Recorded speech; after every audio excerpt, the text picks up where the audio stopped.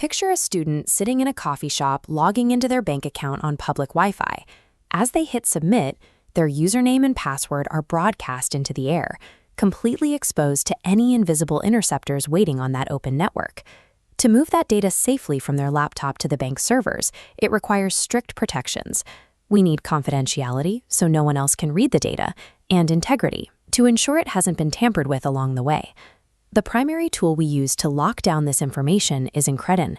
It scrambles readable plain text, the original message, into an unreadable format called ciphertext, making it useless to anyone who might be eavesdropping.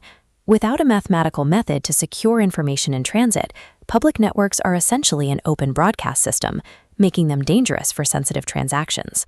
The traditional way to handle this is symmetric cryptography. It is the industry standard for speed, relying on a single shared secret key to both lock and unlock the data. This diagram shows the symmetric encryption process. The sender uses a secret key to scramble the plain text into ciphertext, and the receiver uses that exact same key to reverse the process and recover the original data. But this creates a massive logistical hurdle, known as the key distribution problem. If you've never communicated with a specific server before, how does that server safely hand you the secret key over an open network without an attacker grabbing it first? Symmetric encryption is highly efficient at protecting data, but it fails to initiate a secure conversation between two parties who have never met. To solve this, computer scientists developed asymmetric cryptography. Instead of relying on a single shared secret, this mathematical system generates a linked pair of keys for every user, a public key and a private key. The math governing these pairs dictates one strict rule. Whatever data one key encrypts, only its mathematical inverse can decrypt. This diagram shows how this solves the distribution problem. A server can hand out its public key to anyone in the world while guarding its private key in total secrecy. When your browser wants to send a password, it grabs the server's public key and uses it to encrypt the payload. Now, even if an attacker intercepts the data in transit, they cannot read the contents. Once that ciphertext reaches its destination, only the server's strictly guarded private key has the mathematical capability to decrypt and read the information.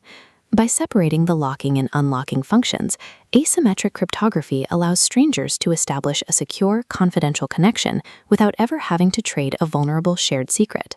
Confidentiality only matters if you actually know who you're talking to. We also have to prove the identity of the server to ensure we aren't sending passwords to an imposter. Asymmetric keys work in both directions to provide this proof. A server creates a cryptographic hash, a digital fingerprint of a message, and encrypts it using its private key, producing a digital signature. When the message arrives, your browser takes the server's widely available public key and decrypts that signature to reveal the original hash. If the signature successfully opens using the server's public key, it provides mathematical proof that only the server's private key could have possibly created it. Digital signatures leverage asymmetric cryptography to guarantee both the authenticity of the sender and the integrity of the message. This raises an important question. How does your browser know that a public key actually belongs to your bank and not to a hacker? We rely on public key infrastructure, or PKI, to solve this identity problem. It utilizes trusted third-party organizations known as certificate authorities. A certificate authority verifies an organization's identity and issues a digital certificate. This document firmly binds the organization's identity to their specific public key. PKI creates a global chain of trust. It is the framework that makes the secure padlock icon in your web browser mathematically meaningful. Asymmetric cryptography provides a solution for secure key exchange over open networks, but the complex math makes it computationally slow. Symmetric cryptography is lightning fast, but as we saw earlier, it's risky to initiate. Modern secure websites using the HTTPS protocol combine both methods to maximize their strengths. This diagram illustrates the handshake.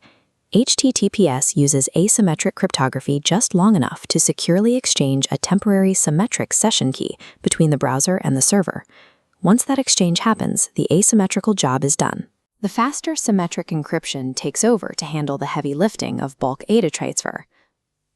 All of this math rests on one operational requirement: secrecy. If a server's private key is stolen, attackers can decrypt secure traffic and forge digital signatures. If a compromise occurs, the organization's digital certificate must be immediately revoked by the certificate authority, and a completely new key pair has to be generated. Here are the core takeaways for the exam. 1. Asymmetric encryption solves the key distribution problem. 2. Digital signatures require private keys to prove identity. And 3. HTTPS utilizes a hybrid of both cryptographic methods. Asymmetric cryptography allows the open internet to function as a platform where total strangers can establish verified mathematical trust.